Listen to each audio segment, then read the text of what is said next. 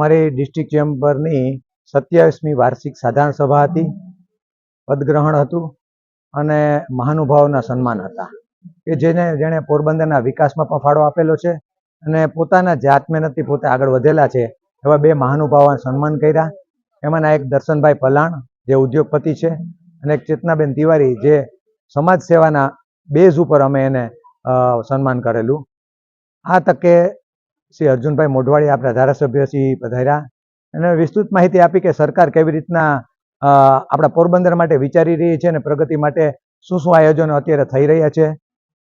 ભાનુપ્રકાશજી અને વસંતકુમાર મહોદય શ્રીએ પણ અમને આશીર્વાદ આપીને કીધું કે તમારી ખૂબ ખૂબ પ્રગતિ થાય અને અમે જે કંઈ પ્રવૃત્તિ કરશું એમાં પ્રગતિ થાય એ માટે તો અમે ઈચ્છીએ છીએ કે પોરબંદરની અમે કરીએ એ પ્રગતિ છે, કારણ કે ઉદ્યોગ ધંધા રોજગારને લગતી આ વાત છે.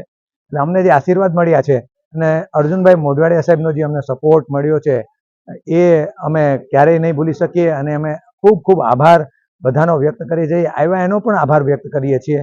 અને એણે કીધું કે પોરબંદરના વિકાસમાં લોકોએ પણ સહભાગી થવું જોઈએ અને બધાને સહભાગી કરવા માટે અમે નિમિત્ત બનશું એવી અમને આશા છે.